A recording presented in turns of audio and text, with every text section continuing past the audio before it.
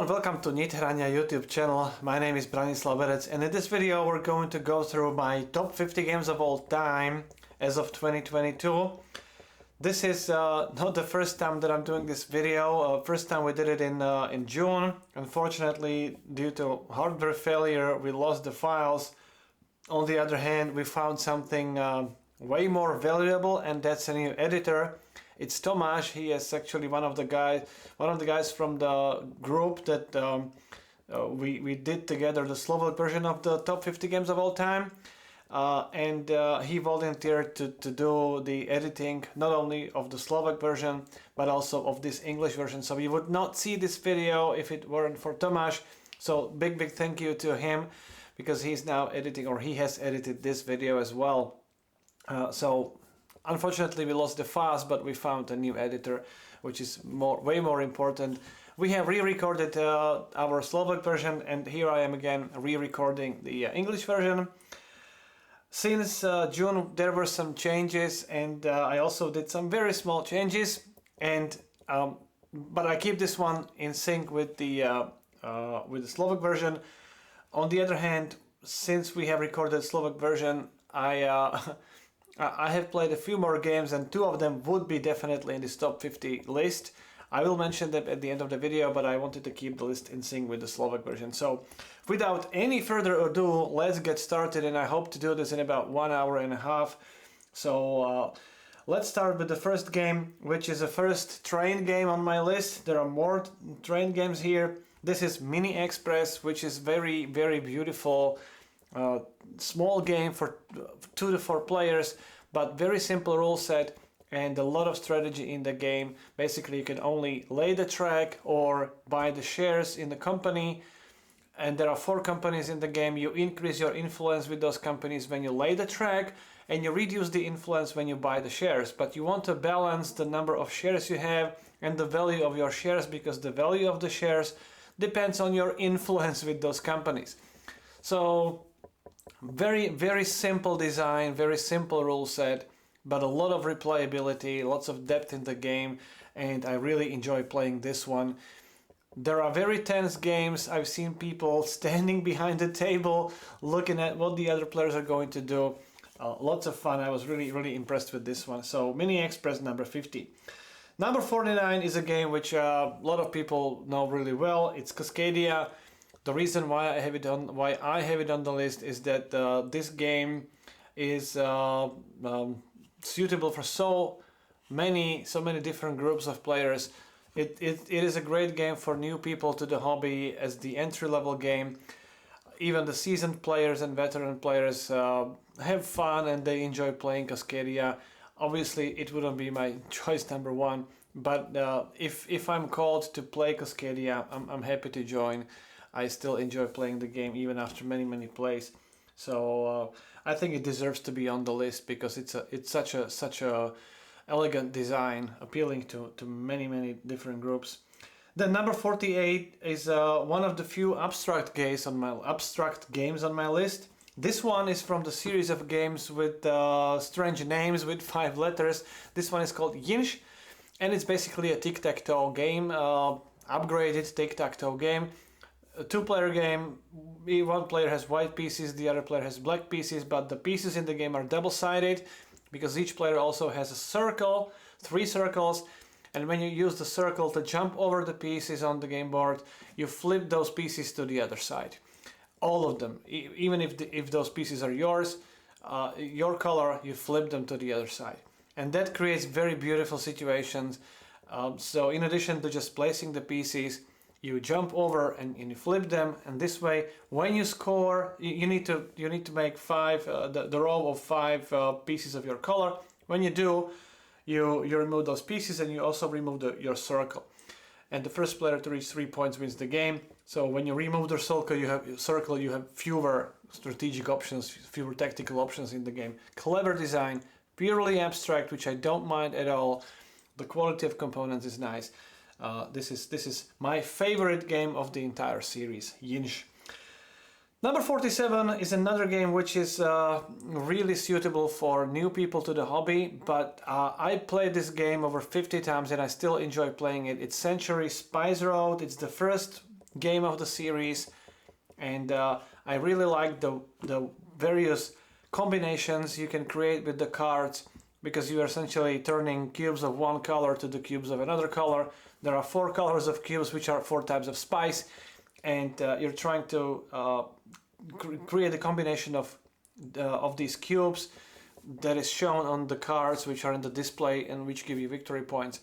So you can have a large amount of cards in your portfolio, in your hand, or you can just rotate small number of cards with a beautiful combo.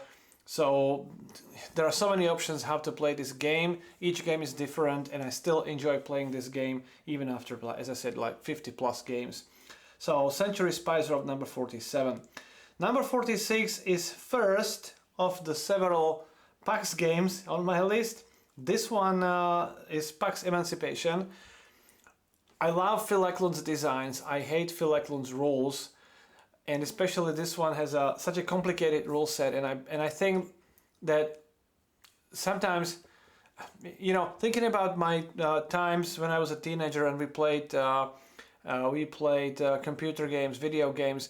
There were simulations and there were arcade games, and I liked, not only me, but we preferred the arcade games because they were more fun. Simulations were simulations, but, well, not really simulations, but they were more difficult to play, and we didn't have so much fun. And here I feel the same thing with PAX Emancipation and also some other PAX games. There are so many rules which try to emulate the reality and the real situation, and I don't believe these add to the fun of the game. I think they could be simplified, they could be streamlined so that the game is more accessible, because the only reason why PAX Emancipation is so low, it's still 47 of my, number 47 of all time, so it's very high, but it could be higher. The only reason why it's so low is that there's a big barrier to the entry to the game, because there are so many rules, difficult, complicated rules. It's difficult to understand how the game works.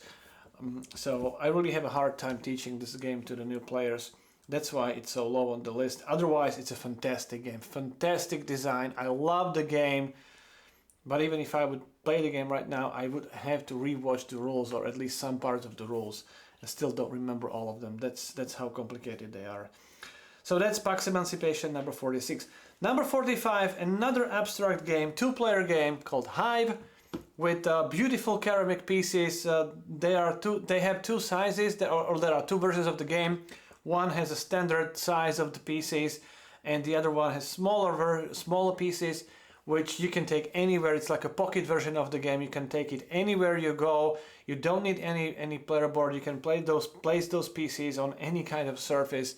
You can even play it on the beach. It's very durable. Those ceramic pieces are durable, and each player has 1 set of pieces, and these pieces represent various types of insects. And basically, these pieces can move on this virtual game board in many different ways, depending on the type of the piece. And all you do is trying to surround the main piece of your opponent, or get that piece surrounded, because that piece can be also surrounded by the pieces of the same color. I think it's the B, queen B, and when you surround the opponent's queen, then you win the game. Very clever game, very simple rules, and as I said, you can play it anywhere. I like this one a lot. So Hive, number 45. Number 44 is a heavy. It is a medium heavy Euro game called Kylus. I prefer the original version, not the new one called Kylus 1303, I think, because the original version is not so. It doesn't forgive your bad play, or not really bad play, but your suboptimal play. Let's say it this way. The original version is more difficult to play well, and that's what I like about this game. There are action spaces. There is this. I don't remember the name of that piece. It's like a governor who is limiting which action spaces, which tiles, which are action spaces, will be activated during that round, and you need to help to build the castle. And if you don't, it has some bad consequences. You lose some points, and that's what I like about it. It forces you to make tough decisions. The newer version is more forgivable. That's why I prefer the old one. But this one is a standard worker placement game. I love worker placement mechanics. Kylos has been on my list for quite some time. I like this game a lot. Then number 43 is another Euro game, very dry Euro game. It's an area control game called Hansa Teutonica. I really like this one. This is a very clever area control game in which you're building. You place your pieces or your tokens on the roads between many cities on the game board, and when the entire road contains only the tokens of your color, you get some benefits, and you either keep those tokens in those cities to gain points, or you upgrade your player board and the abilities on your player board, which is definitely needed for the game.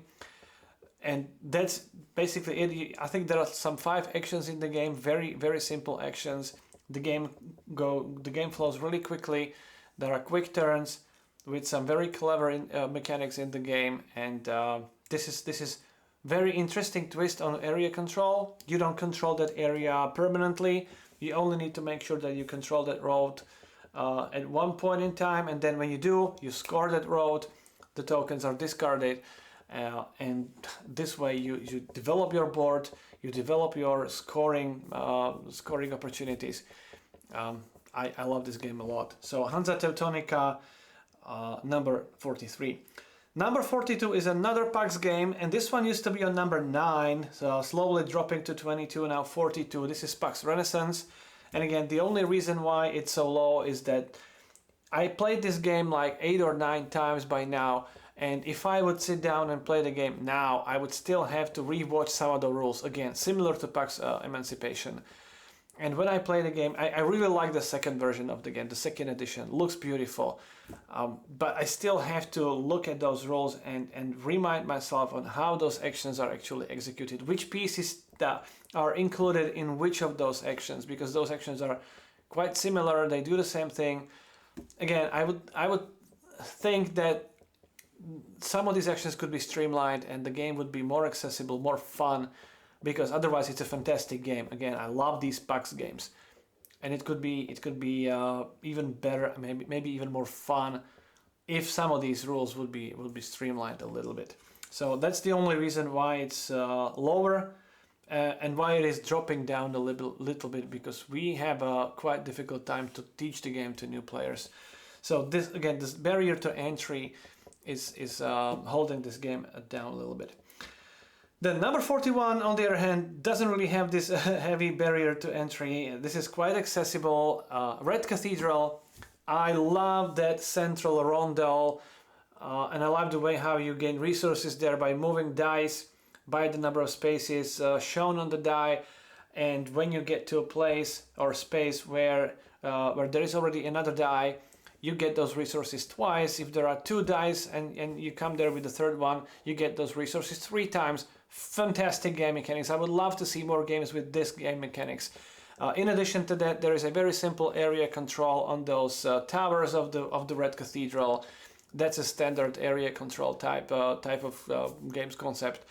Altogether, it's a very clean and elegant design. I love playing this game a lot, and I believe it's going to be higher on my list next year. The more I play the game, the more I love it and more I appreciate all the options there. We have the Contractors expansion now. I am not sure I am a huge fan of these expansions. I'll talk about these expansions actually later in the video as well. I like the new guilds that made some variability. But the simplicity of the game, the simplicity of the original design, that's what I love about the game the most. So the Red Cathedral, number 41, and I see this climbing up very, very easily. Then number 40 is a game which again dropped from number 4 to number 27, and it's now number 40. This is a 2-player game only. But this is very thematic game, but epic game. This is Twilight Struggle, the game which used to be number 1 on Board Game Geek for a long time, and I absolutely love this game. I love the card game in this game. I love the epicness of this game. I love the idea of taking control of those countries with the play of the cards. This is a fantastic game. The only reason why it's dropping down is the fact that it is a long game, but I don't mind that. With this one, I don't mind that it's a long game. Our games usually take 4 to 5 hours. The only problem is that there's only one person that I can play this game with, because you need to know the cards in this game. You need to know how to play the game strategically well. Otherwise, you would crush your opponent, or you would get crushed. And it really takes a lot of time to get the new player up to speed, because this game doesn't take 20 minutes or 40 minutes. This game takes 4 to 5 hours. And if I have a new player and we go through the whole game and that player makes big mistakes, yes, I will win easily at the end of the game. But that player needs to get those lessons. And it takes 4 to 5 hours to get the first lesson, then another 4 to 5 hours to get another lesson. And maybe after third, fourth game, that player might finally be somewhere at the level where the game starts to be fun, and one player wouldn't be dominating the game. So that's the only reason. Really, I really have a problem to get this get this game to the table, and I have the same problem with Imperial Struggle, which is the newer version, which is even more complex. I like the newer version because it doesn't have this dice rolling, which is the only thing I don't like about Twilight Struggle. But it's even more complex, more things to take to consider, and again, very long game. So really hard time to get this game to the table. That's why it's dropping down. Then number 40. That was number 40. Number 39 is actually much lighter version of Twilight Struggle. It's the exact same concept, 2-player game. Seize Rome in 20 minutes. This game really plays in 20 minutes. It's an area control game. Both players are placing tokens on the map, trying to get the control of certain areas, and by that scoring some victory points, but you also score victory points by activating certain bonuses. Very simple rule set.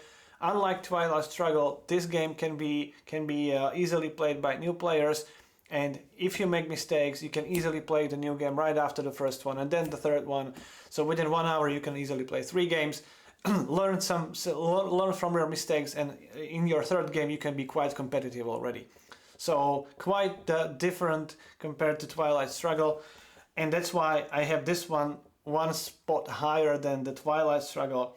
I love the design of Twilight Struggle. It's an phenomenal, it's an iconic design, iconic game design for myself, but difficult to get to the table. While Caesar hits our table regularly, very often. And all the people who play the game enjoy it, and I enjoyed myself. So number 39, Seize Rome in 20 minutes. Number 38 is a game which I played the most of all the games I have ever played, and it's Azul.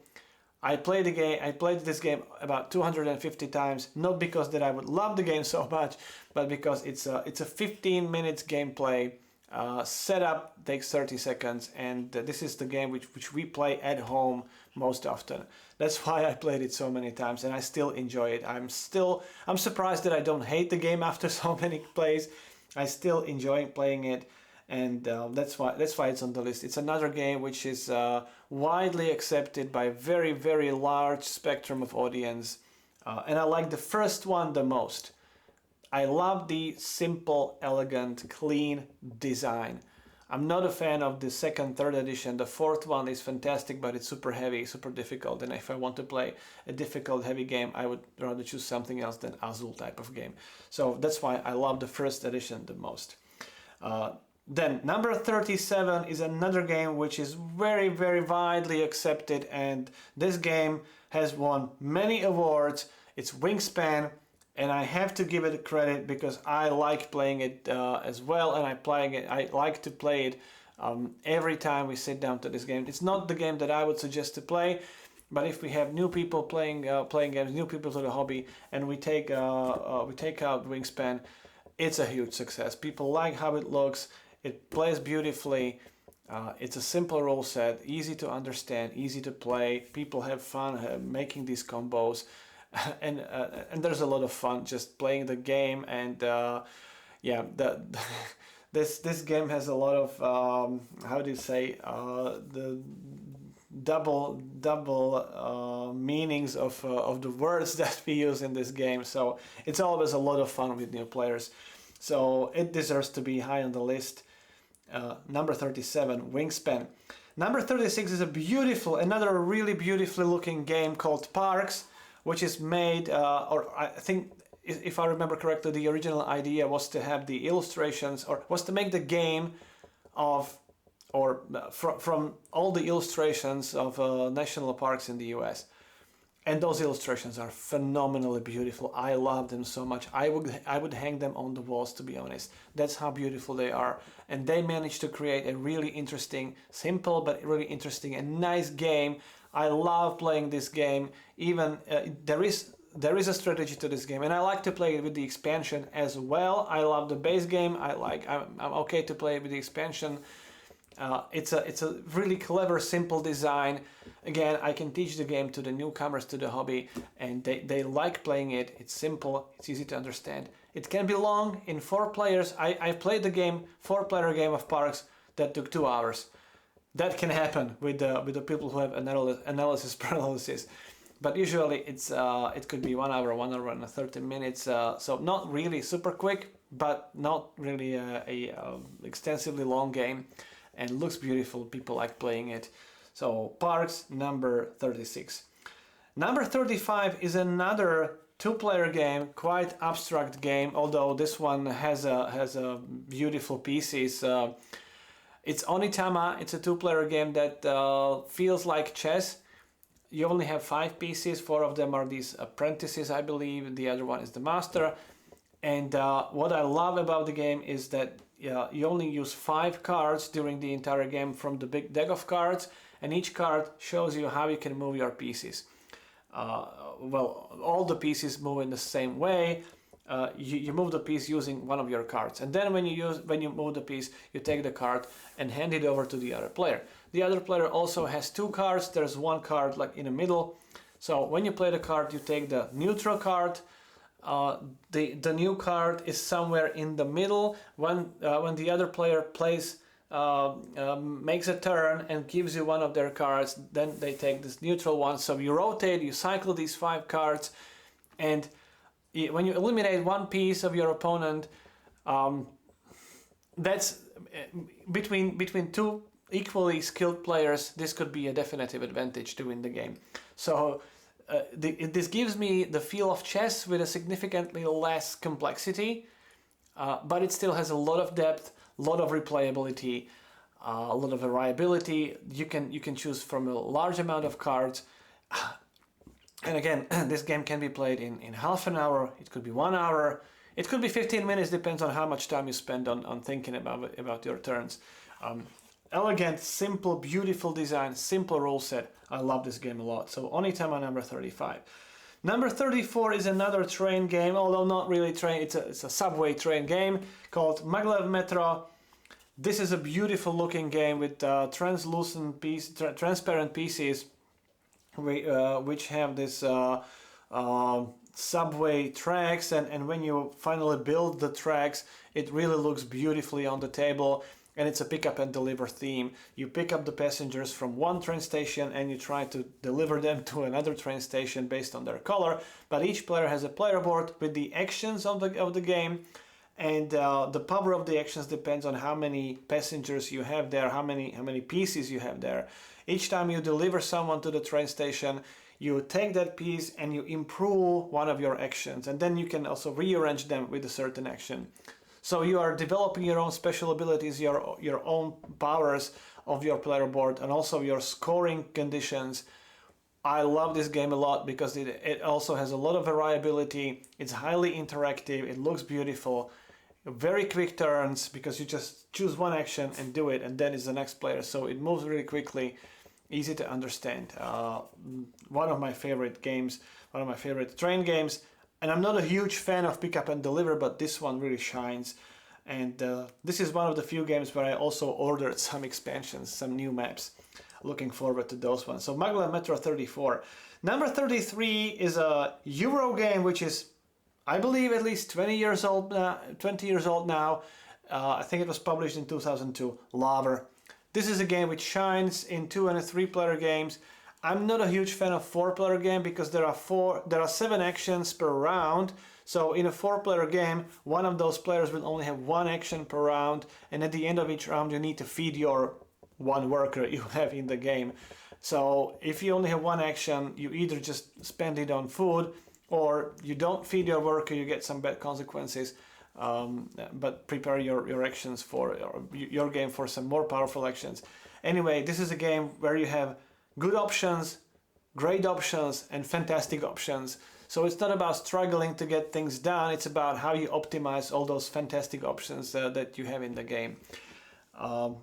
Even after 20 years and many plays under my belt, I still enjoy playing this game. It is a great design and completely deserves to be high on the list. So 33, love, and it actually is a little bit rising in my list. The number 32 is, in my opinion, one of the best auction games I have ever played, or best bidding games. This is Keyflower.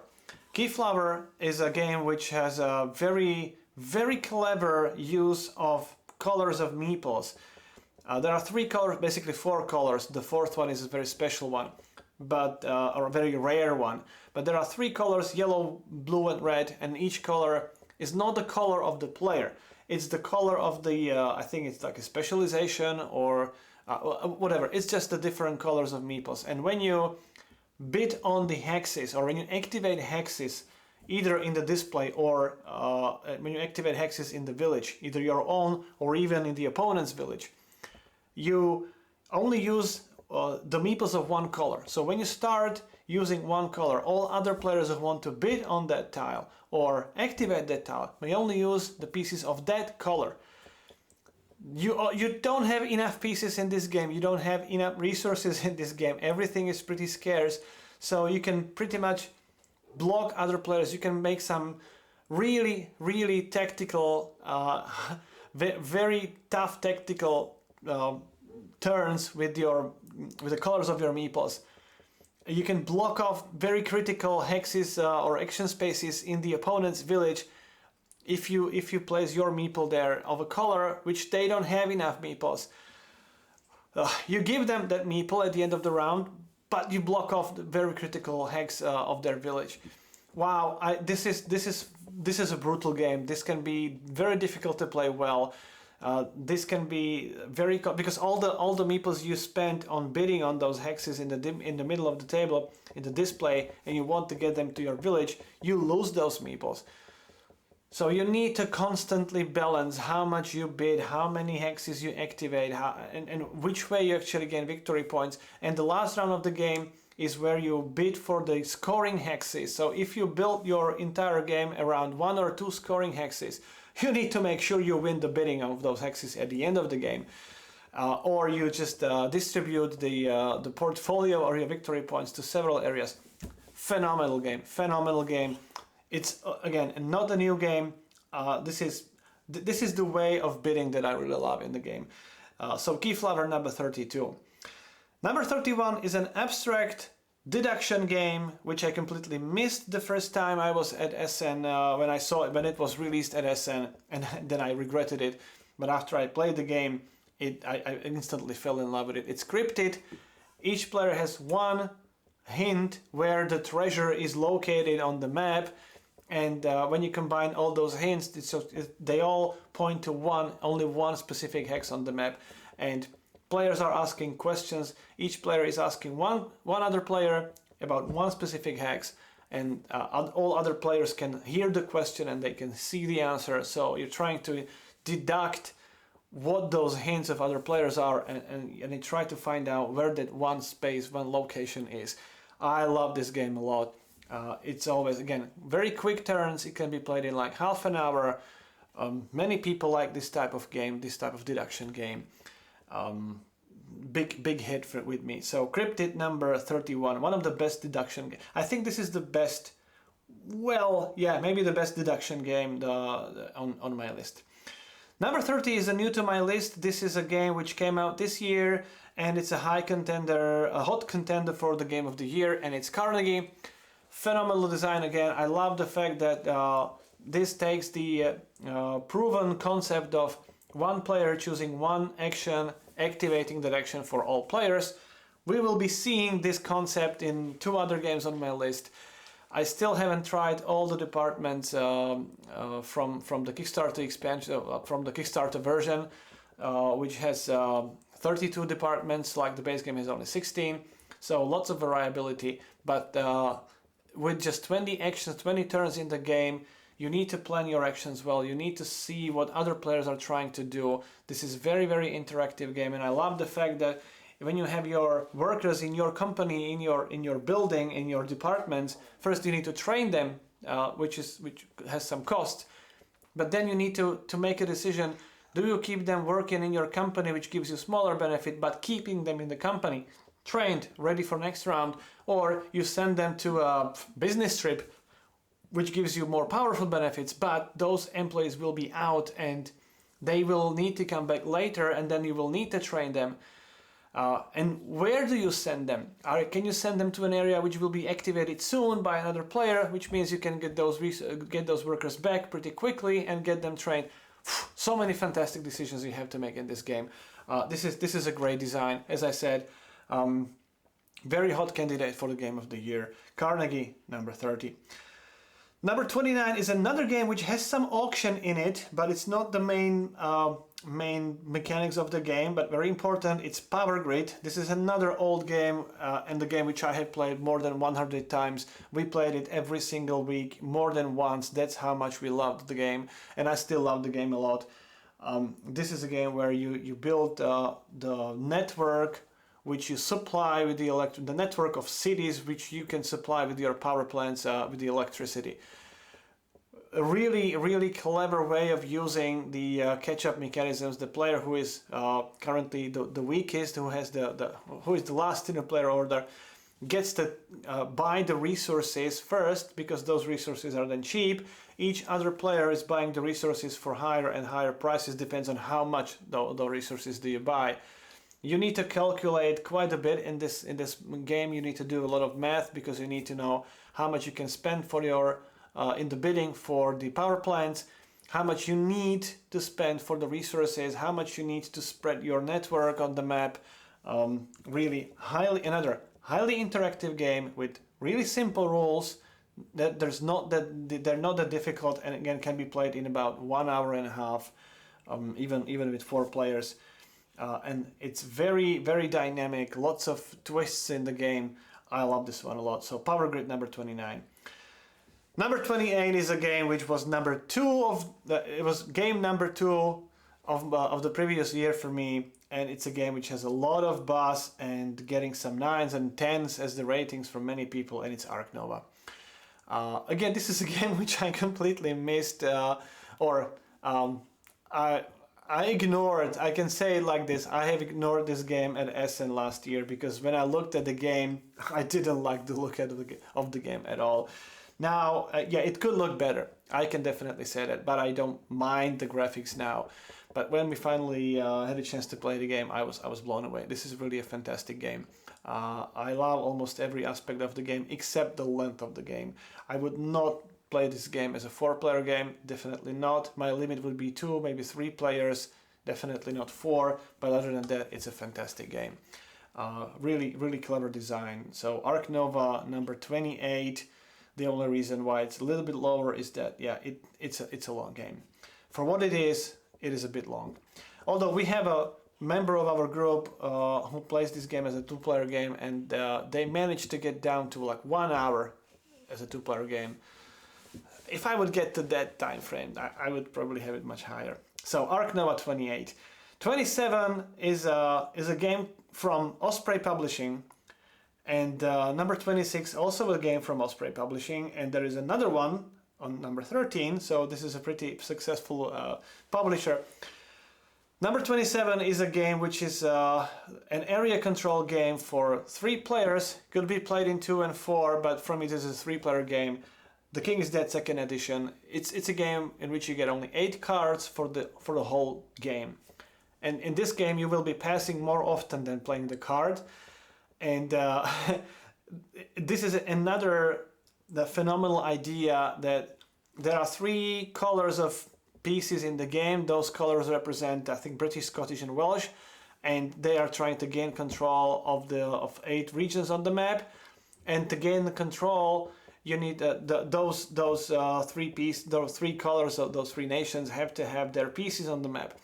But to win the game, you want to have the support of the pieces of the color which have the most areas under their control.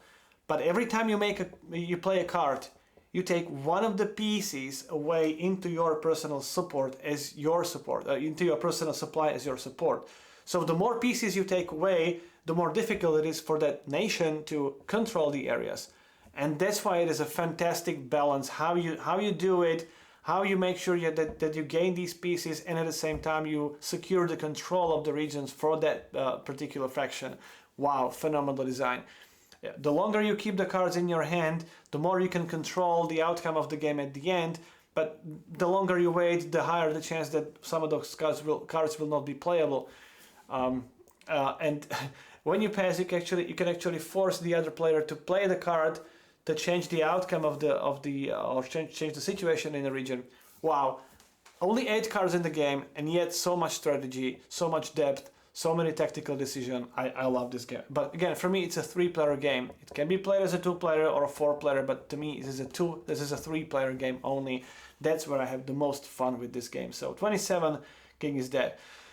And 26, another game which is an area control, but combined with the trick taking from Osprey Publishing, Brian Boru. Wow,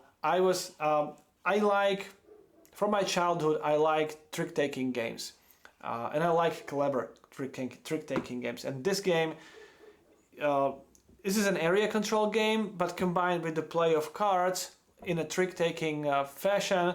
And in this game, you don't want to win the tricks all the time, because the benefits you get from the bottom of the card when you don't win the trick are also very powerful. And you draft these cards at the start of each round. This is a genius combination of trick taking and area control, and yet it's so simple. It's so simple to play, so simple to explain. Very thematic. I like the theme of this game, and we have always so much fun playing this game. Although the downside for some people could be that it must be 3 players or more, 3, 4, 5. It's not a 2-player game, but for me this is not a problem. I love this game a lot. So 26, Brian Boru. Then 25 is another game which is new to my list because it was published this year, and this is another game with simple rule set, but lots of variability, lots of replayability, and very interesting concept where you build your space station Phoenix. That's the name of the game. You build your space station by dismantling your space ships, because you need metal from those ships to build that station. And your ships represent the actions you can take. You can also take the actions from the ships of other players. So the more the game progresses, the more more ships you dismantle, so the fewer action spaces you have available, but the more powerful benefits you can have on your player board and on your space station. So we are building some kind of engine by deconstructing your original engine. Really, really unique idea. I love this game a lot. And there's almost no downtime, because there is a diplomacy track, which is just a couple of bonuses you gain every time someone takes an action of a certain type, and if you progress on those tracks, then you get smaller benefits. But the more players in the game, the higher the benefits. Wow, I really like the flow of this game. It's an incredible design. I love playing this game, and for me this is another hot contender for the game of the year, Space Station Phoenix 25. Then number 24 is Mombasa. Mombasa is a game which is maybe one of the first games of the family of games where you play the cards to take some actions, and with those actions you gain some bonuses. You can spend those bonuses to do some additional mini actions. This is a game where this family of games In addition to playing the cards, you also do something on the central main board. You also move on various tracks, and then you also move on the tracks on your player board. So a big mix of card play, main board, various side tracks on the game board, various tracks on your player board. There are many games, especially in this year and in the previous years. There's a lot of games who use this combination of mechanics. But what I love about Mombasa is that Mombasa is the most interactive of all of them.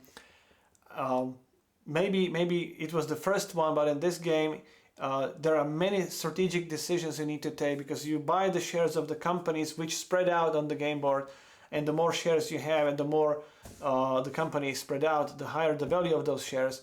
So you really have to think about, are you going to invest in your own own company, or are you going to join another company which is already spreading out?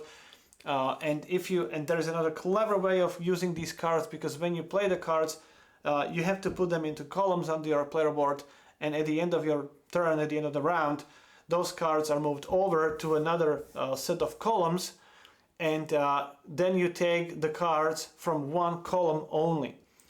And you take all the cards from that column, which means if you use a powerful action, which you use and you play the cards under your player board, you actually break this super powerful action into smaller, less powerful actions, which are split into different columns. So then when you take the column, it will take some time until you can get those cards again together. Really clever design of playing the cards and regaining the cards. I love this one a lot. I would love to see these mechanics in more games. And then everything else is these days it's pretty much standard. Playing on the center board and moving on those various tracks, and you have to optimize it as much as possible. But I like this one because this is the most interactive of all the games. Most how would I say it? It's not forgiving. You have to plan well. You have to plan and execute your moves in the most efficient way. In many other games, you are able to achieve the last space of many tracks. In this one, you don't. You really have to choose where and how to specialize. So this is, for me, this is the most gamers game of all those games in this family. So Mombasa, number 24. Number 23 is a very old game. I think it had the 10th anniversary edition published last year or this year, I don't remember. Seven Wonders, purely drafting game. I played this one over 100 times. I still love playing it. We played it just a few days ago. I love every single play of this game. I'm not a huge fan of the It's a Wonderful World, which is another pure drafting game. It doesn't have that spirit for me as the Seven Wonders. I love the base game. I don't like any of these expansions. I love playing the base game because it's fast. It can be done in half an hour. All the players play simultaneously. It's always a lot of fun. A lot of strategic options. Best drafting game for me. And as I said, without expansions. I don't like these expansions. Seven Wonders, number 23. Number 22 is a game which used to be number 7, 6, and now slightly dropping down to 22. It's a Gloomhaven. This is for me the best dungeon crawl I have ever played. I love how those cards, I love the card play and how the card play is designed. That you have a less powerful action, but you keep the card, or more powerful action and you lose the card. Your deck is basically the game clock.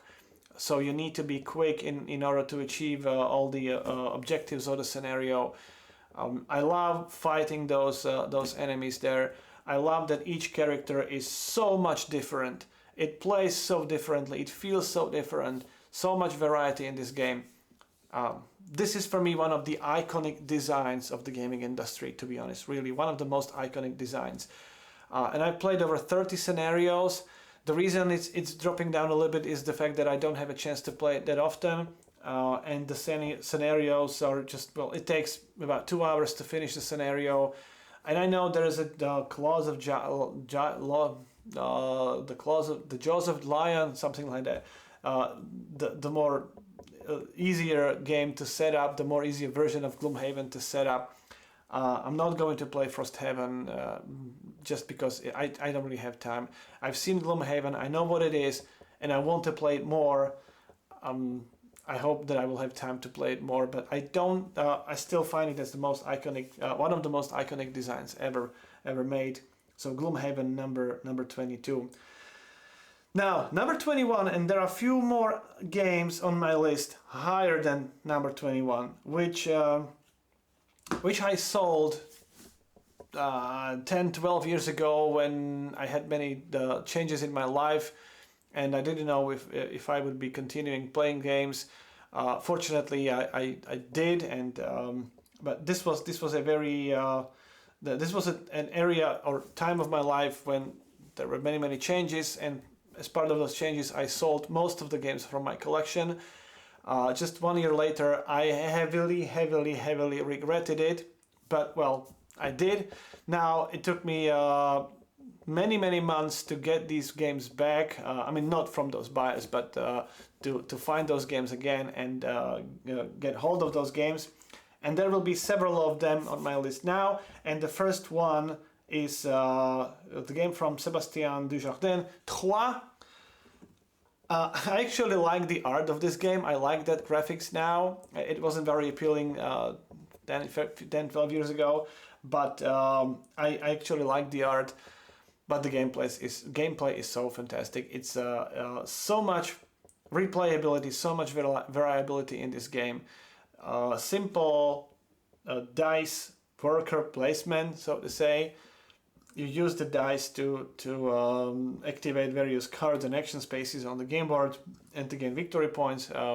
There are various strategic ways you can choose playing this game, and yeah, I just like how simple it is, and how powerful actions you can make, and how many different ways there are to score victory points. And again, you have to plan well. This is another very interactive game, which is easy to learn and has lots of depth, which is exactly the type of game that I love. So I haven't played it for a long time, and then when I finally got hold of the game and we played it again, I said, okay, this is instantly back in my list. Top 25 easily. So it's it's 21. Trois, one of the best, if not for me the best dice placement game. Number 20 is one of the 3 games that I have here on my list from Tom Lehman. This is a card game, and the card game which gives you only 8 cards for the whole game, for the entire game. So similar to The King is Dead. This one is Raise Arcana. You get 8 cards, and you need to figure out how you're going to use those cards at the start of the game, because then you shuffle them and you start using them. You play some of the cards in front of you and then activate the abilities on the card. Other cards can be cycled and recycled to gain the essences. And there are these, it's called places of power, which are big tiles, which are the main source of victory points. And this is the race to 10 victory points. And you need to figure out which resources or which essences are you going to be able to generate, how fast, which places of power or which place of power you're going to be able to buy first, and then how you're going to generate the victory points from that tile. So you have to think about it at the start of the game, and then you only use these 8 cards over the course of the game. Very quick turns. There are only like 6 actions in the game. Very quick actions like play the card or rotate the card and activate it. Gain the effect of the card. Or buy the monument, which is another type of card which gives you some benefits. Or buy the place of power. Very quick turns. Very quick turns. And it's a race to 10 victory points. Phenomenal design. And this is a game which I don't need expansions to enjoy the game. I love the base game as it is. Expansions are fine. I have them. I like them. But I'm perfectly fine to play just the base game. And Tom Lehman is a genius designer of these card games. So this is the first one on my list, Raise Arcana. I can explain this game even to people who have not really played the games that much, and they would still enjoy it. So Raise Arcana number 20. Number 19 is my number one game of the year of 2021. and it's in my opinion, the best hidden movement game I have ever played, and I played them almost all of them. And this is Mind Management. This is the only hidden movement game I can think of where you can have your agent on the other side of the map than the recruiter, or it's not called agent, I think it's called investigator. I think it's called agent. Whatever. One of those four meeples that are trying to catch the recruiter. If you have it on the other side of the map, you can still make powerful, meaningful action. Unlike many other hidden movement games, where if you have the investigator on the other side of the map, there's nothing you can just move it one space, but it's a wasted action. Here you can make powerful actions that lead to very important findings. So that's what I love about this game. This one, whether I'm playing the investigators or the recruiter, I'm constantly involved in the game. I'm so much in the game. I don't spend a second thinking about anything else. I love this game so much. There are so many things you can do, so many ways how you can try to find out where the recruiter is. On the other hand, recruiter can not only win the game by surviving to the end of the game, but also by recruiting those agents or recruits over the course of the game. And you constantly have to think about how to do it, which way to move, how to trick those investigators. Wow, I love this game. I completely missed it when it was the first Kickstarter because I don't like hidden movement games. I have to say I played them so much when I was younger. Various derivatives of and clones of Scotland Yard. So when we were kids and young people, we played these types of games so much that I no longer like this type of game. But this is a phenomenal one. That's why it's number 19, and I can see it maybe going even higher. I instantly fell in love with this game, and that's why it's my game of the previous year and number 19 of all time. The number 18 is another worker placement game in a very, very highly thematic game called Viticulture. This is a game about making wine, and as the wine which gets older, it gets better. This game, as it got older, it got better with more and more expansions and versions of the game. This game is now at the best state. I didn't like the original version that much. With the edit Grand Worker and so in a nutshell, Viticulture Essential Edition plus the Tuscany expansion. That's the game state which I love the most.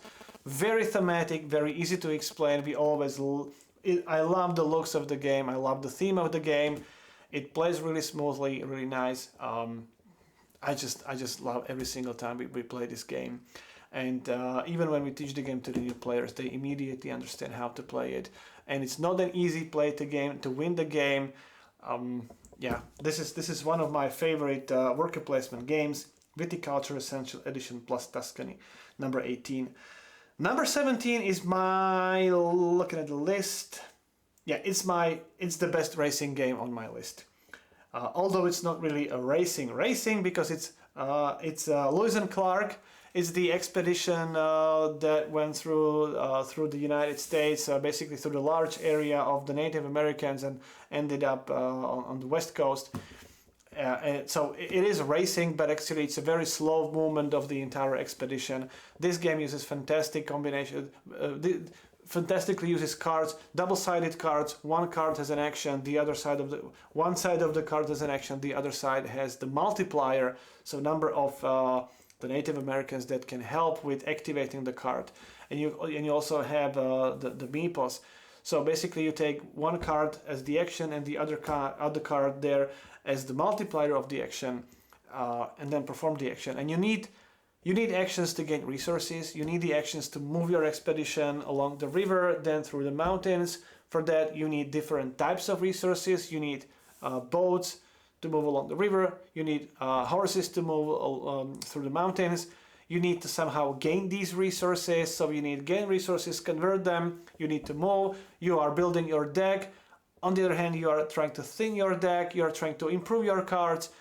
Wow, really, really great design. Again, very quick moves, and I played this game over 100 times as well. This is one of my favorite games of all time. Well, it is number 18, it is number 17, and I handed over my original copy to my friends with whom I play the games the most.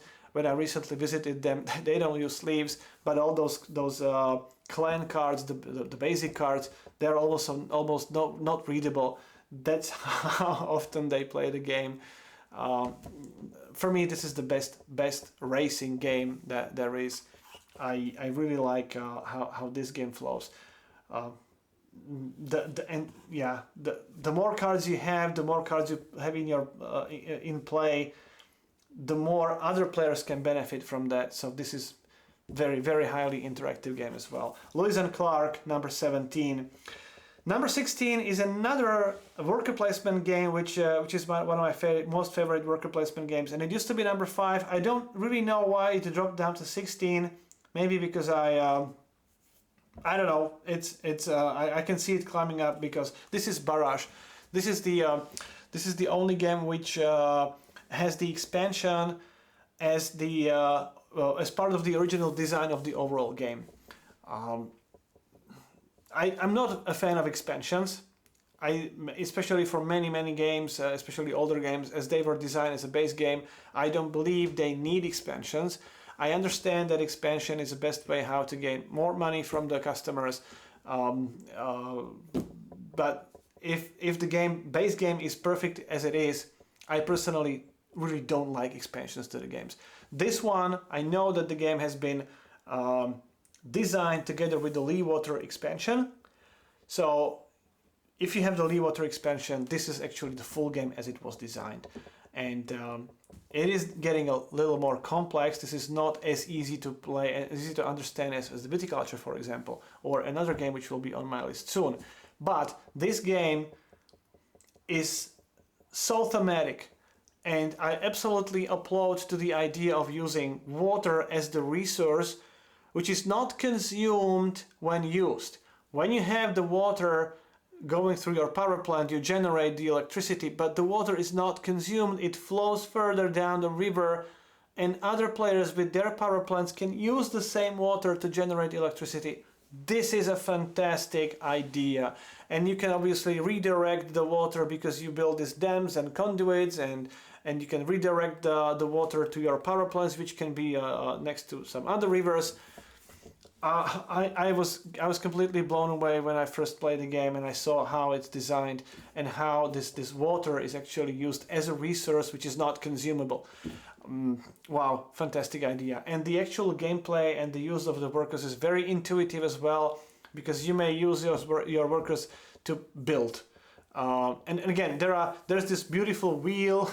I know there were issues with the components, but the wheel is also a great idea because you don't lose the resources, you don't lose those machines permanently. Like if you use the wood and you build some building, well, you take the wood and discard to the general supply.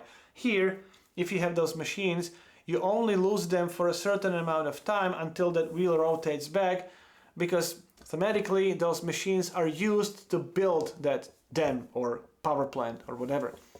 So you don't lose them, you just lose them temporarily. This is another great thematic idea. So you can use workers to build something. You can use workers to generate electricity, which is used to fulfill contracts. You can use workers to actually gain those contracts, and when you fulfill those contracts, you get some bonuses. You can use your workers to somehow generate more water. You can use workers to build those buildings and operate those buildings. So all those actions are very intuitive in the game and easy to explain. It's about how you embrace everything in this game and make it more as effective as possible. Because there are scoring conditions for each round of the game. And in addition to that, this can be very mean. If you build your dam and your conduit and your electricity generating engine in some space, some other players may build it higher and redirect the water somewhere else. That's brutally mean, but you have to calculate, okay, this is going to happen. So you either throw more water through that river, or you just adjust and maybe build your dams even higher, or well, you need to react. This is fantastically interactive game, And we have the Nile expansion. I'm definitely looking forward to try that expansion, which is different maps, some few new tiles, but this is a really highly thematic game. Barrage number 16. Number 15 is another pick up and deliver game, which I only played recently. For some reason I didn't have anyone to play this game with, and that's why I didn't buy it, I didn't play it, and somehow I didn't have a chance to play it even on during some conventions or this kind of events. And it's Age of Steam. This is a game where, again, you take cubes from one city on the map and try to deliver it to the city of the same color elsewhere on the map, and the longer the route, the higher the income. But this is a game where players are building the track and trying to connect those cities, and all players can use your tracks, but that generates income for you. So you're trying to connect the cities based on the cubes available on the map. This requires a lot of planning. This is incredibly interactive game where you have to think a lot. You have to calculate a little bit. You need to calculate how much you can bid for the player order, how much loan you can take, how much you're going to build, how much you're going to spend for building the track during the round, so that you can calculate easily how much loan you need to take at the start of the round. And you see what cubes are available that will come later in the game. Wow, this is a fantastic game. I only regret that I don't have a chance to play that game so often. I love train games, as you can say, and I don't have that many people around me who would be such a huge fans for the train games. But Age of Steam, 20 years old. I think this game is also 20 years old. This is a new deluxe edition, which doesn't look that deluxe, but it's a 20 years old concept. Still works perfectly well. So for me, number 15, Age of Steam. Number 14 is another game which I sold, regretted it, then gained it again. And once we played it, I remembered how fantastic it is, and it's back into my top 20, and it's Grand Austria Hotel. This is another, for me, it's a thematic game because you're trying to get guests and visitors to your hotel restaurant, and if you fulfill their order, they can be accommodated. They can decide to stay in your hotel. So you need to prepare the rooms for them, and if you do, you can score some victory points. You also have the cards which represent your staff. You need to pay that card, you need to pay the staff, but in return you get some powerful benefits. And you have to combine all these elements, which is not that complicated. You have to combine these elements together to make the most victory points. There are many variants and clones, and recently there was Golem, for example, which many people... But it is very similar to Grand Austria Hotel, but way more complicated. I like the lean and simple design of Grand Austria Hotel. It is a very tense game. It is very, very thinky game. It is thematic. We love every single play of this game. I know there is an expansion. I haven't played it yet. I read the rules. I don't like that expansion. I don't like it. I don't want to play it. I will try it once, but I think the base game is fantastic as it is. So for me, Grand Austria Hotel, number 14. Then number 13 is another game from the Osprey Publishing, which completely blew my mind when it came out because I had no idea that this game is coming. It just came out of nowhere for me, and it's Merv. This is the game which made me study the history of Merv for about 1 hour after reading just the first article in the rulebook, which gave some kind of a historical background. I read that article, looked at the game board, and spent 1 hour studying the history, and I loved it a lot. In this game, this is a game where you only make 12 turns per game. You do 4 turns per round because you walk around the city, which is a square shape city, and within the city you are placing the tiles, and you are building some kind of a street, and the tiles you place there are 6 types of these tiles which represent 6 actions you can take, and those actions are very simple. You either buy cards or you take some scripts or parchments or whatever it's called. One of those actions is placing your meeples in a palace, which are scoring meeples, which are very important there. Other will move you on some mosque track. Again, that gives you some bonuses. So very, very simple actions. And when you activate a street, you activate all the buildings of the same color on that street. It doesn't have to be, they don't have to be your color. You can activate the buildings of the opposing player. They get some compensation. But if someone builds a street full of buildings of the same color, you either have to fight for the player order to activate your own street, or it will be activated by someone else.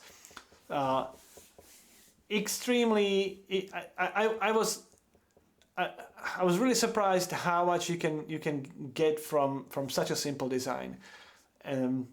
Again, 6 actions in the game and 12 turns. All those turns can generate more mini actions, but you can accomplish so much within just those 12 turns.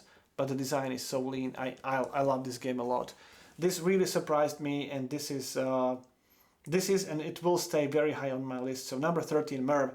Then number 12 is a game which is from Phil Eklund, and I was recently asked to make a tutorial in Slovak language for this game because it was localized to Czech language, and I said, Phil Eklund, no. That's how reluctant I was to make a tutorial for it. But then they persuaded me. I made a tutorial, and when I tried the game, when I first played it, I was like, God thanks them that they persuaded me to try it out, because this is for me the best Civilization game I have ever played. Full stop. It's Bios Origins. I know it takes 3 or 4 hours, but it's such a phenomenal game. I really feel like I am developing my civilization. From the very first steps, from very primitive technologies to really high complex technologies at the end of the game. And actually the gameplay is very simple. You just activate the cards in your tableau, and the rules are about describing those actions, and those actions are not that complicated. Compared to Pax Renaissance or Pax Emancipation, if I would go and play the game right now, I don't need to watch the rules. I remember everything because it's so intuitive. Maybe some small details, but everything is so intuitive. And I love how you can spread on the map, and I love the fact that you don't need to control the majority of the map. This is not an area control game. This is about how you develop on those tracks, on those technology tracks. So you can really have a very small footprint on the map and still win the game by far. Wow, fantastic design, highly thematic. I really feel I'm developing my civilization. This is the best Civilization game by far, by miles from me. So Bios Origins, number 12, and again, big thank you to all of you who have persuaded me to make a tutorial for it. Otherwise I would miss such a great game. The number 11 is a game which has been on my list since the very beginning, and this is my best worker placement game, and it will probably remain the best worker placement game. It's Agricola without any expansions. Again, I don't like them without any expansions. Yes, the decks of cards, like the interactive and the complex, is okay, but all those other expansions, I don't like them. I love the base game of Agricola. We played it over 150 times, maybe. Physical game. Playing the physical game. I still love. We played it recently. We taught the game to new players. I enjoyed every single second of playing this game.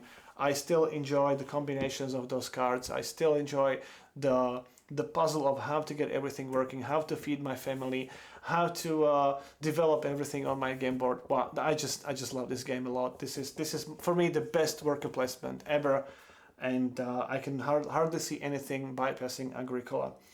I don't have the 15th edition. I didn't like the price for basically, well, I still have everything from that game. It didn't bring anything new to me, so I'm still with my old copy, and I still love it a lot.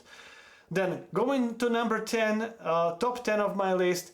Number 10 is a game which used to be number 2 or 3, but was actually moved down by another game from the same publisher. This one is from Splotter Games, and I need to play more games from Splotter Games.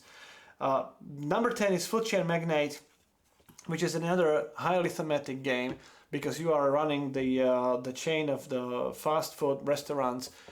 You're building it and running it, and you run your own company. You have cards. The game has a lot of cards, and each card represents an employee. And there are many different employees, from cookers to suppliers of drinks. There are HR people. There are junior managers. There are senior managers. There are the price managers. There are marketing managers. So all these people, all these cards represent actions you can do in the game.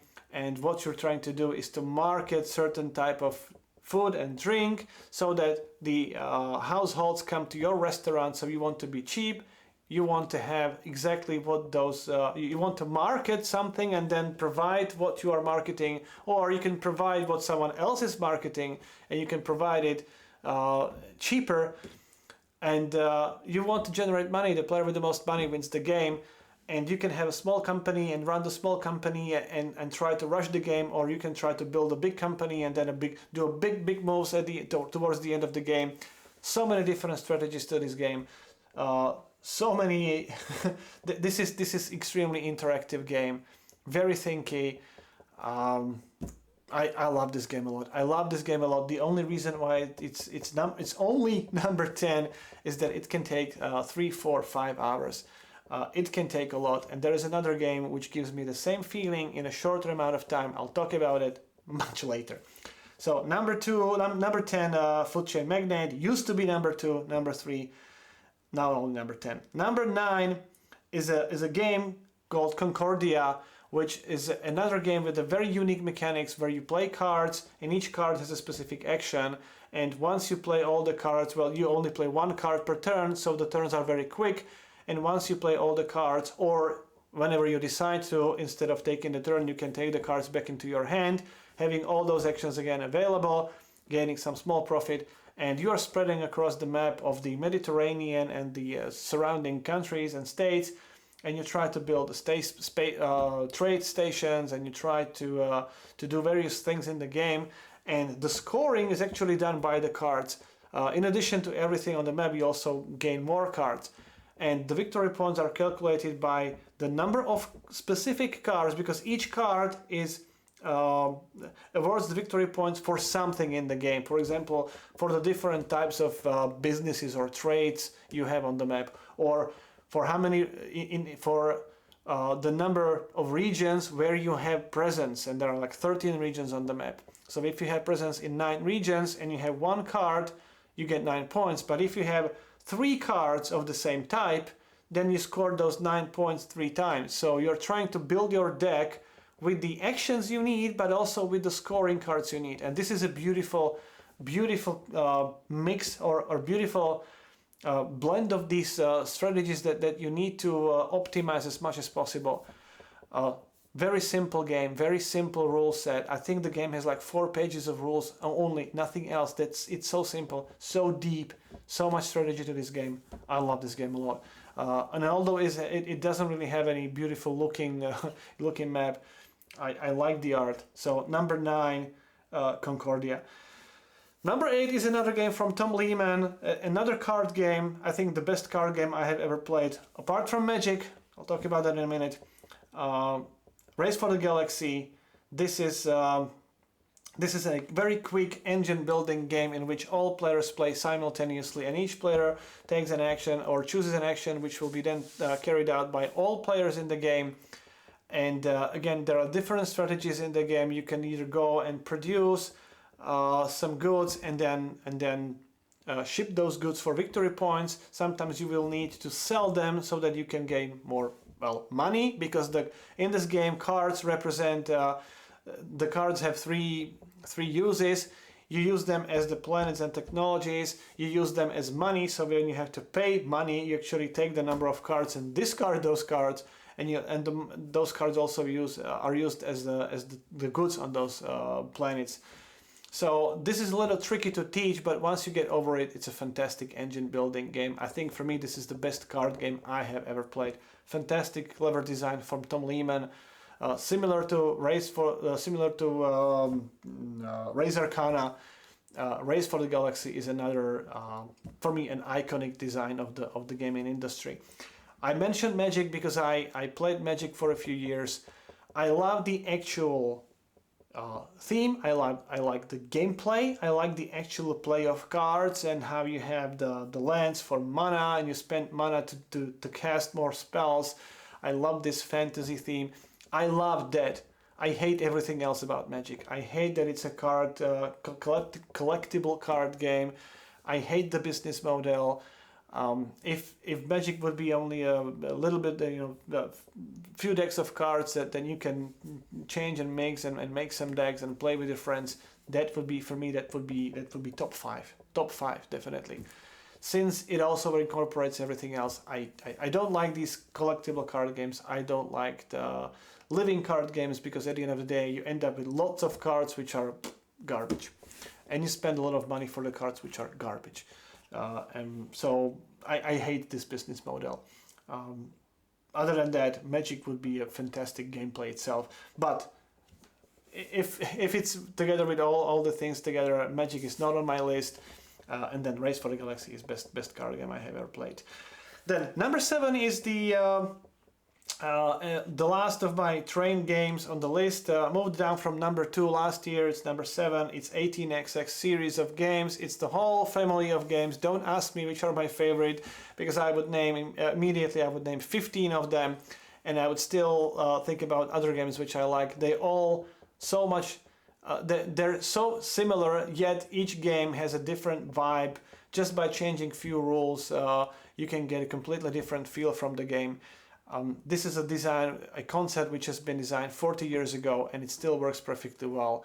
It has a fantastic dynamics. As the trains the older trains rust, they are eliminated from the game. There is a balance between how much you pay to the shareholders, which is including you, and how much money you keep in the company, so that you keep the company healthy. Sometimes you just dump the company on someone else. Sometimes you just don't care about it. Well, you do have to care about.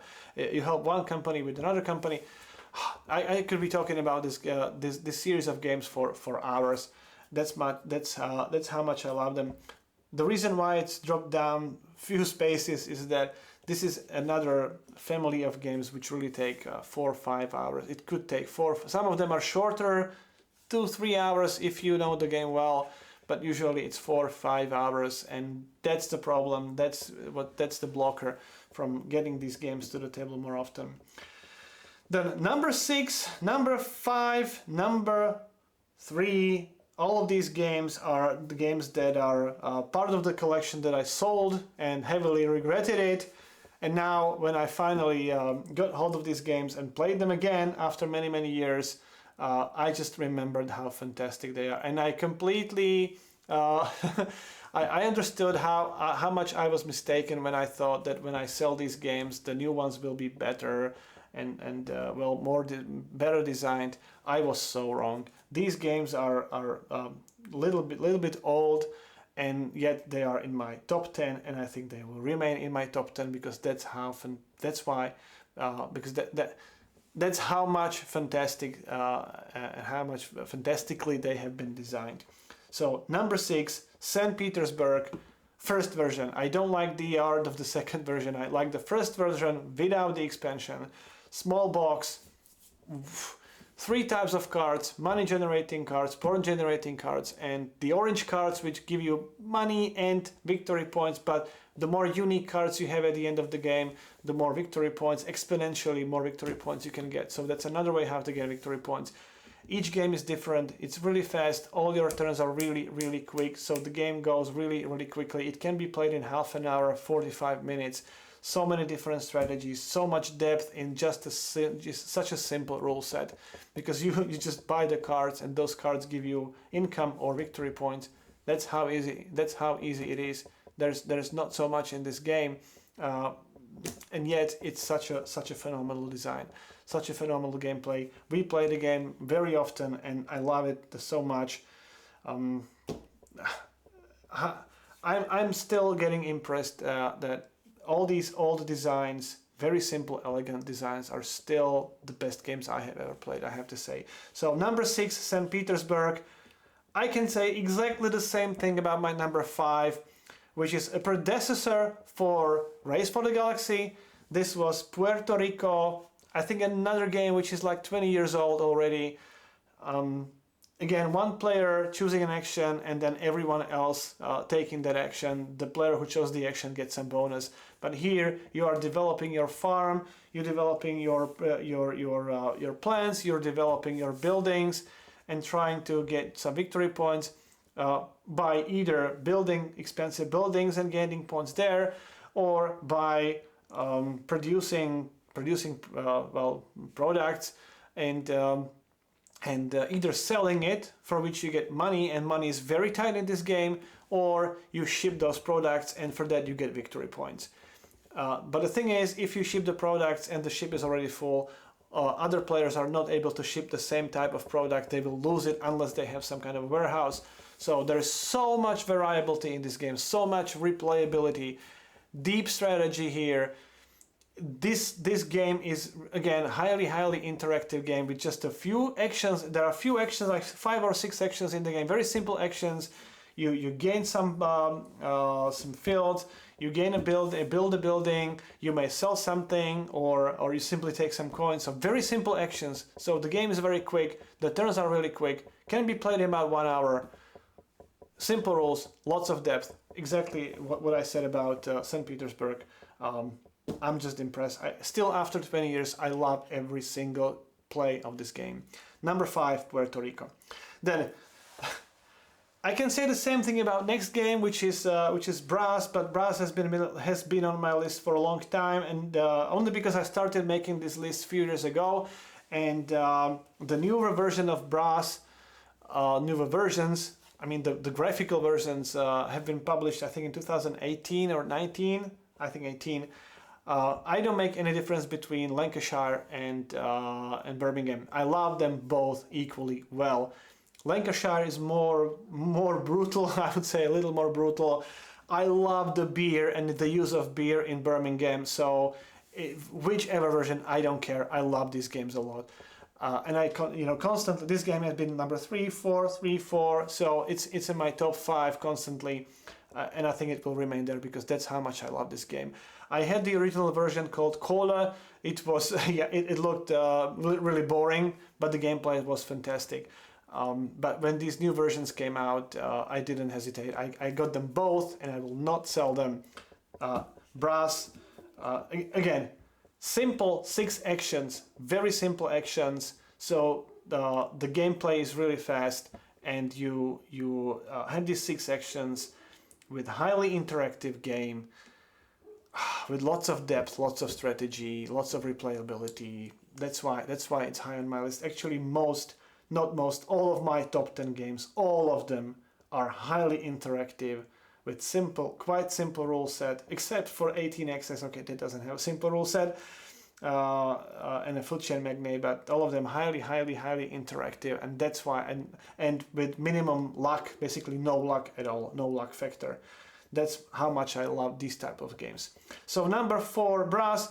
Number 3 is the last of those games which I sold and heavily regretted it, but I didn't remember how phenomenal this game was.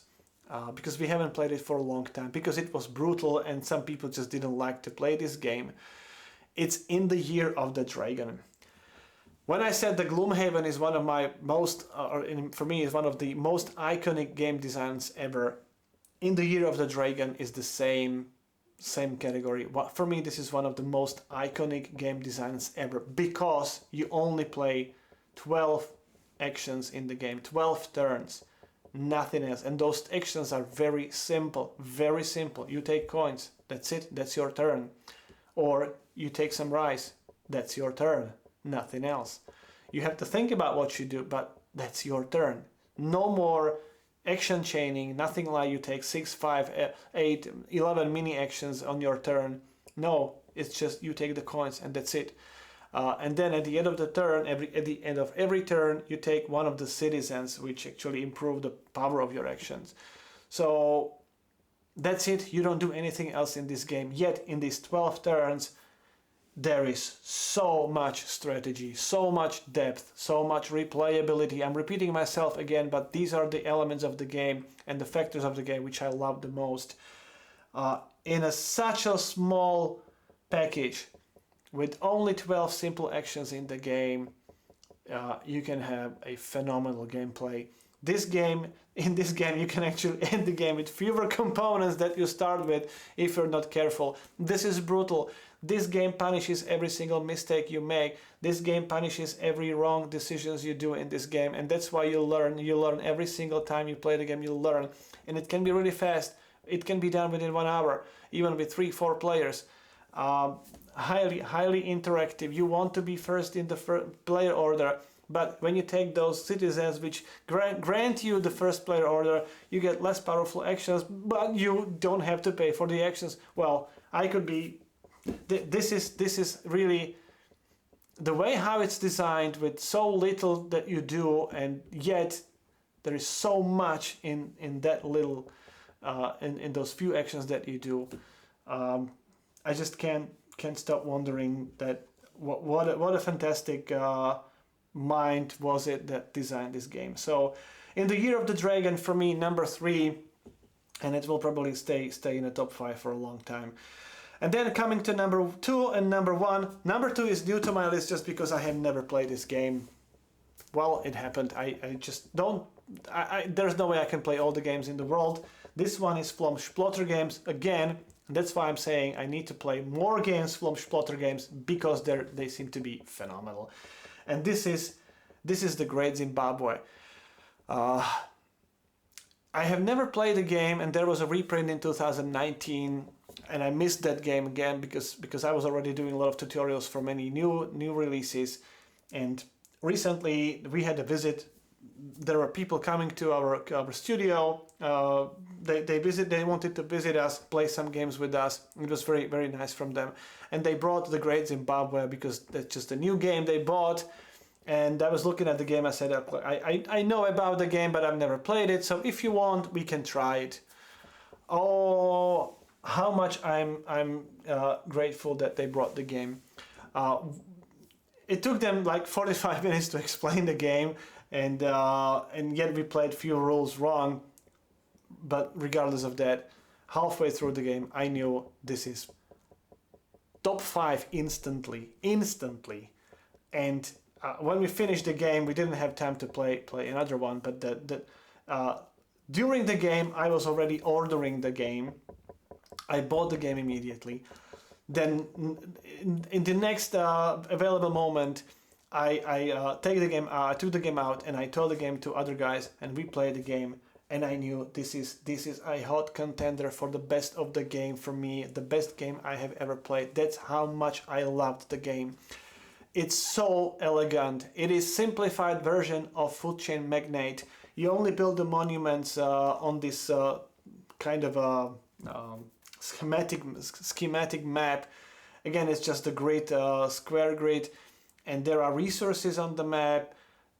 You place craftsmen who use these resources to produce some objects, some products, and these products are used to be delivered to the monuments as the ritual objects for the gods, so that you can improve those monuments, because you score victory points for those monuments. You get most of the victory points for the monuments. You get some victory points for those craftsmen.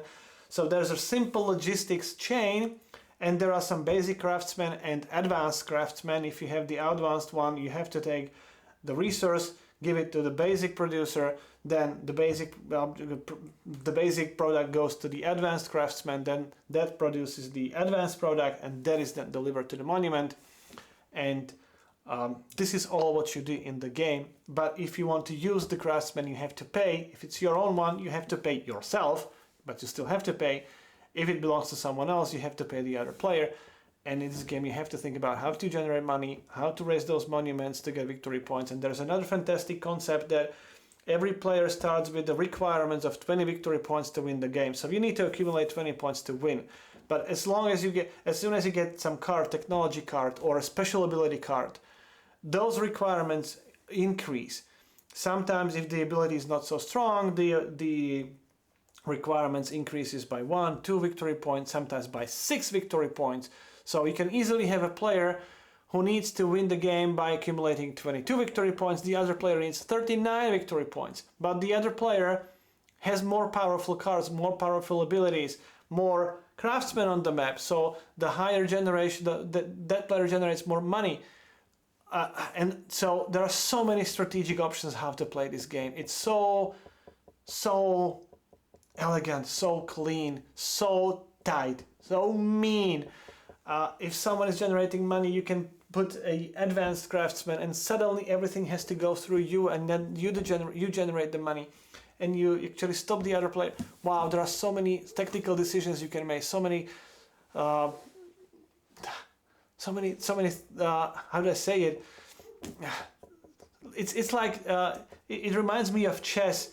So many small tactical tools, I can call it tools, so many tools you can use in the game, so many actions, how you can stop someone from really reaching the end game very quickly, and you need to think about how you're going to generate money. Yeah, I'm blown away by this game. I really am blown away, and this is really a hot contender to become the number one. It skyrocketed to number two, from 0 to number 2. And we'll see where it ends up next year. But I am. This is for me.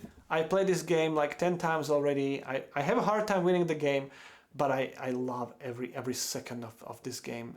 Every time. It can be played in half an hour if someone is quick enough. It can take up to 2 hours if the game drags on a little longer.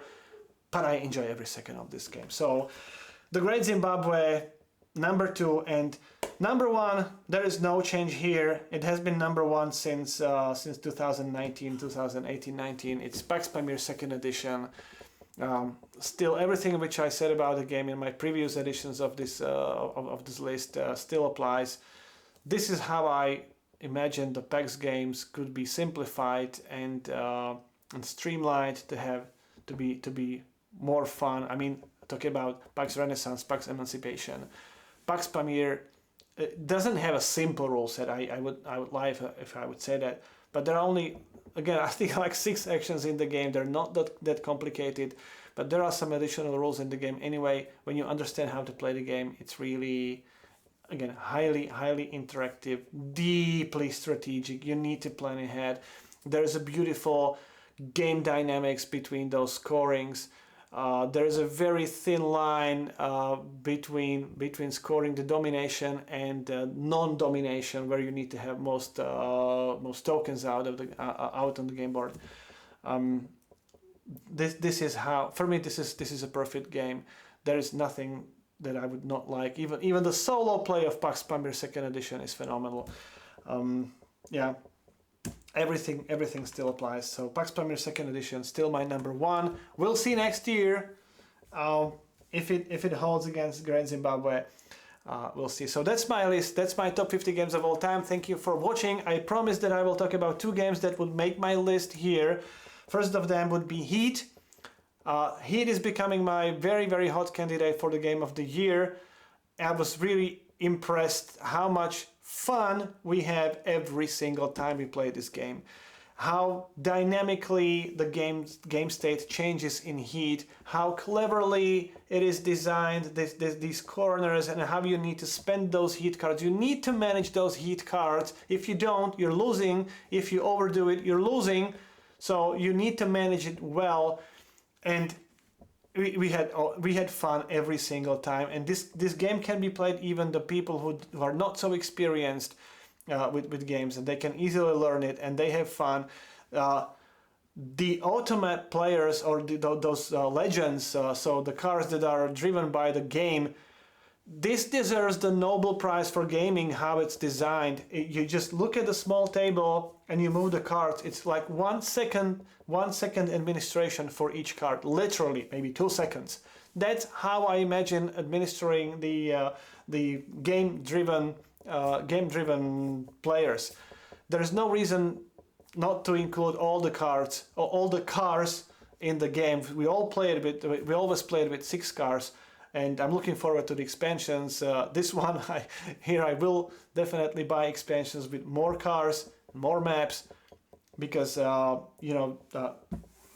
administering these legends is so easy, so simple, and yet with more cards in play, there are more strategic and more tactical options in the game. So Heat would be definitely in my top 25. I don't know exactly where, but it would be definitely in my top 25.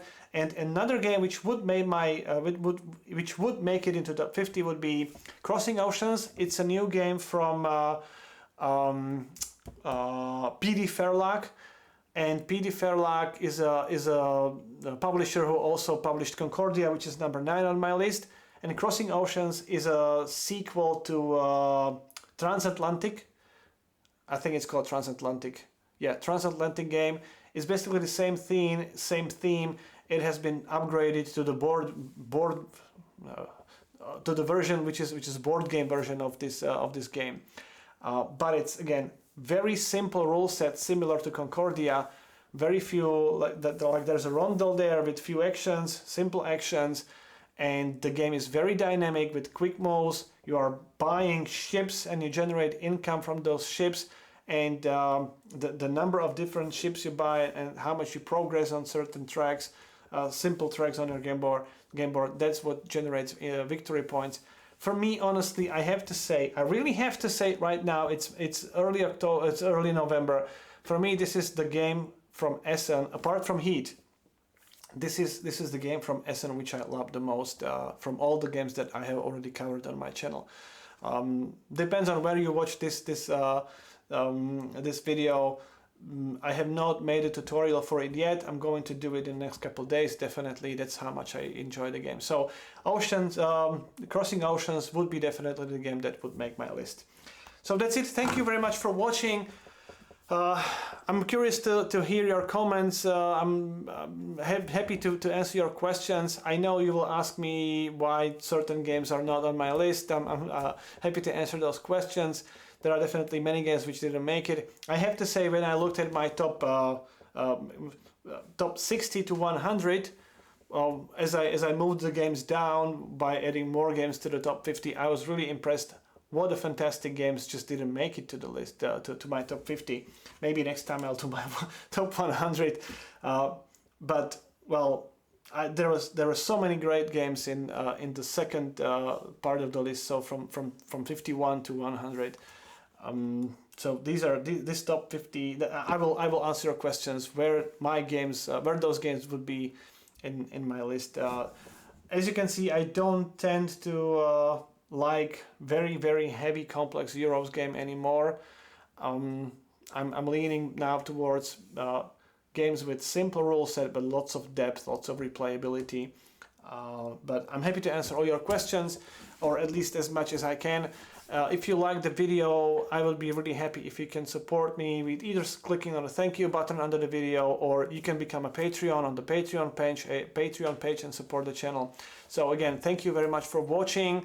I'm looking forward for your comments. My name is Branislav Perez. You've been watching my top 50 games of all time as of 2022, and we'll see each other again next year with my next iteration of this list. Thank you. Bye.